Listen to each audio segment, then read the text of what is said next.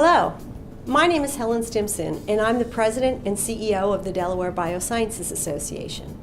We're a not-for-profit, member-supported trade organization that's in place to catalyze the growth of the life science industry in our state. Our primary focus is on member success and also ensuring that innovation that's created in Delaware stays in Delaware. Many of you may already know that Delaware is a very favorable place to incorporate a company because of our great court systems. However, you might not know that it's also a great place to start a company. Some of the benefits include favorable R&D tax credits, a highly available and technical workforce, and a very affordable cost of living. What you're about to see is a video that we created for our 2018 gala. It'll give you a nice sampling of some of the work that's going on here in the state. There's a lot more happening though, so if you'd like to learn more, please visit our website at www.delawarebio.org or give me a call. We're going to begin this evening with a video about our igniters. And many of you in the audience may be wondering, what the heck is an igniter? And in fact, you may be one yourself. Igniters are individuals and companies who help our entrepreneurs in innovative organizations bring new products to market. So let's begin our video in our incubators and see what's taking place at the STAR campus and the Delaware Innovation Space. The Delaware Innovation Space is located in Wilmington, Delaware, right smack in between New York City and Washington, D.C., and on-site at the renowned experimental station, where science innovation has been front and center for over 100 years. It might just be the perfect spot for you and your business as part of our business incubator and accelerator, or it might just be a great place for you to join with us as we begin our research institute. We have great foundational partners with the state of Delaware, DuPont, and the University of Delaware, each bringing their time and talents together to help all of us to be successful.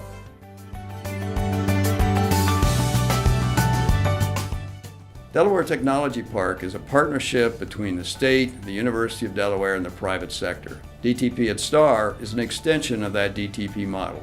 We work with early-stage technology-based companies, particularly those who need wet labs to do their work. We have already 14 companies at DTP at STAR. They employ over 60 professionals, 21 grad students, postdocs, and faculty. And already they've acquired about $50 million of investment. They're working on very big ideas to solve very tough problems, and we welcome them here to begin their journey. Let's move on now to Delaware's SBDC, which is unique in its ability to support small technical operations, especially as they apply for SBIRs and STTR grants. The Delaware SBDC has been serving Delaware's entrepreneurial ecosystem for 35 years.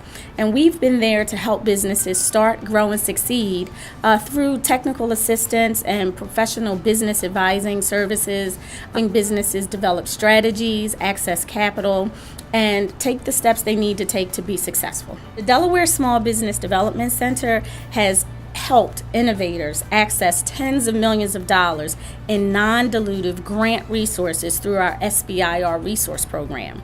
Organizations that provide products and services are crucial in supporting our innovative ecosystem. Let's begin with Adhesius, who recently announced a major expansion at its Newcastle facility.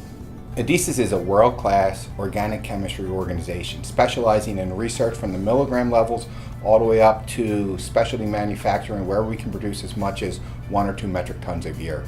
The next 5 years of Adhesius is going to be transformational. The empowerment with what UDC has allowed us to do and the independence to operate here in Delaware is so exciting. And what I mean by transformational, we're not going to be just that small CRO anymore. We're going to expand our R&D, we're moving into a higher level manufacturing, and we'll be working on higher IP, intellectual property projects throughout all of our clients. And all of that growth will happen in Delaware.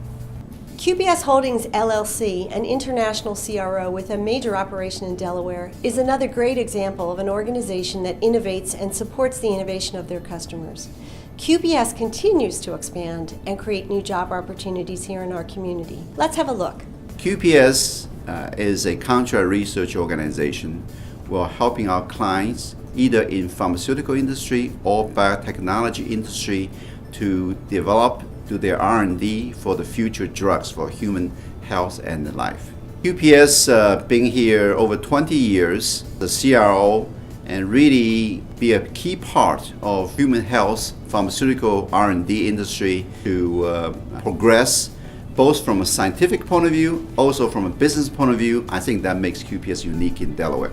QPS has been helping our clients, many of them successfully, to progress their drug R&D to the approval level, and we have to develop a method to analyze their target compound in the biological samples. Labware started here in Delaware as a local software company, and it has since grown into a global leader of LIMS and electronic notebook software with offices and operations in more than 30 countries around the world. Let's have a look. Labware has a full spectrum offering that really no other competitor has, because we can satisfy the needs of any laboratory, no matter what it is that they're testing. So we now have our application running on Android and iPhones, and that's the real exciting thing that a lot of people are seeing that's really going to help workflows. I'm very motivated by having a company culture where everybody works as a team, and that it's a place that people want to work for forever. Key to our ability to sustain innovation is a highly trained and capable workforce. We'd like to recognize the work going on at our colleges and universities and throughout the Embry network.